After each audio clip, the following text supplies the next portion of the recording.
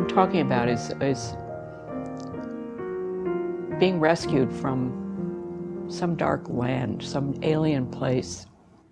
I don't iron his shirts. I don't sew on his buttons.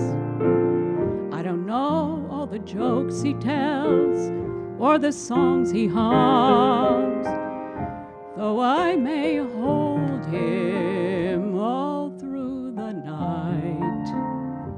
He may not be here when the morning comes. I grew up in the hills of Connecticut. I'm descended from Timothy Edwards, the father of Jonathan Edwards, and my mother is descended from Thomas Hooker. So I'm descended from all of these Puritans, but none of the gospel had touched my family. I was a little precocious about dating. I met a man who was a close friend of another friend of mine. And this guy asked me out, and I was, I think, 18 at the time. He said, on the first date, "Would you marry me?" But the man was not warm. And in order to warm up the relationship, I think I kind of tried to encourage him that we should spend the night together, thinking, well, maybe we'll get closer. And so we had sexual relations before marriage, and I pretended that it was good, but it really, the real thing that's supposed to happen in a marriage, adoring one another, wasn't happening.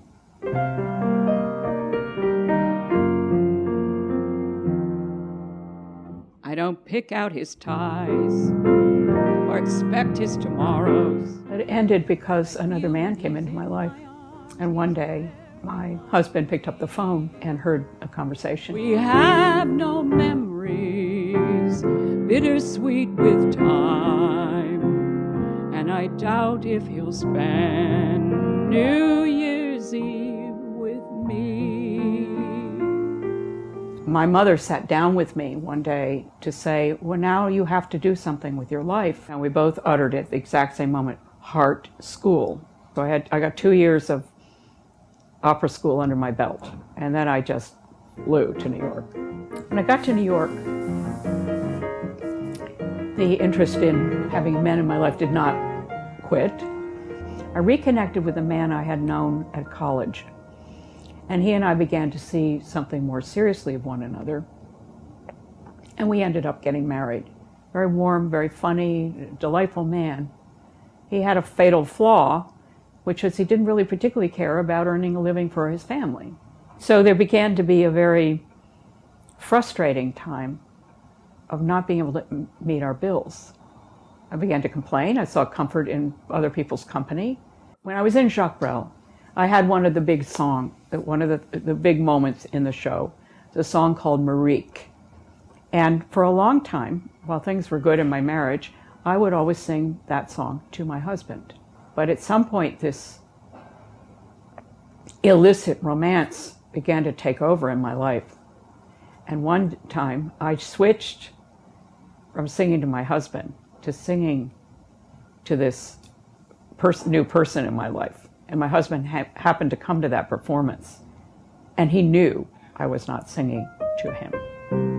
Ultimately, I did file for separation. So I don't share his name, so I don't wear his ring. I think that the only time I ever felt beautiful or like myself or likable or nice or something valuable or something was when I really had the passion of a man. I've washed enough mornings, I've dried enough evenings, I've had enough birthdays to know what I want. I was an addict for this kind of passion. I tried a whole lot of things, different therapy modalities. I don't know what all the names of them are, but I definitely did a lot of therapies. I did the 12-step program, as I explained. I did crystals, I did meditation, I did hypnosis. I did 2 kinds of Buddhism. The truth of the matter was, none of those things ever got to the place down deep inside of me where there was this, the word for it is hard to find. And I had no word for it. It had been that man, and then the next man, and the ski instructor, and then there was a a man that I'd been working with. He was having his way with me on the weekends, but he did take me to Redeemer. I went to Redeemer with him a few times, and then he kind of dumped me. I cried for 2 whole years going to Redeemer. I kept going. I began to hear the word. And I think that the turning point for me was this thing you're feeling down inside of you that you can't get to has a name. And that name is sin.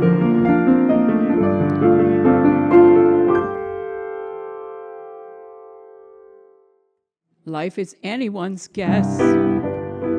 It's a constant surprise. Though you don't plan to fall in love, when you fall, you fall.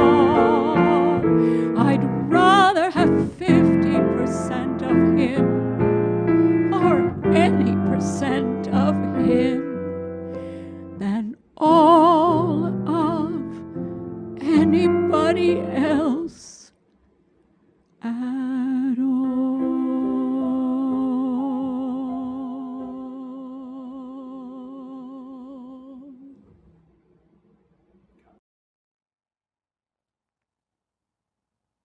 I was going to a Bible study, and one day the wife of the leader sat me down and she said, I want to ask you where you are now about your faith in Jesus. You know, do you think that Jesus died for you?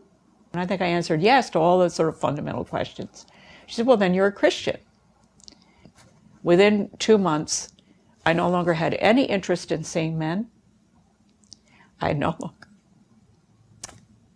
didn't have the need for that fix. That thing that had driven my life from the time I was 18 or 19 was gone.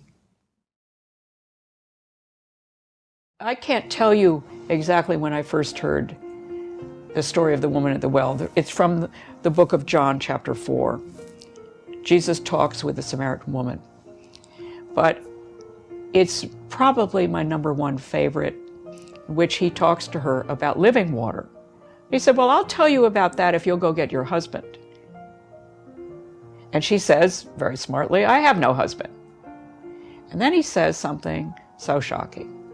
He says, that is right. You have had 5. Well, that speaks to me, because it's as if Jesus had said to me, you've had 5 or whatever. You've had many. You have not had any real husband. The woman said, I know the Messiah, called the Christ, is coming. When he comes, he will explain everything to us. And then Jesus declared, I who speak to you am he. To me, that is that's my experience. That Jesus says, I who speak to you am he. He's spoken to me and accepted me.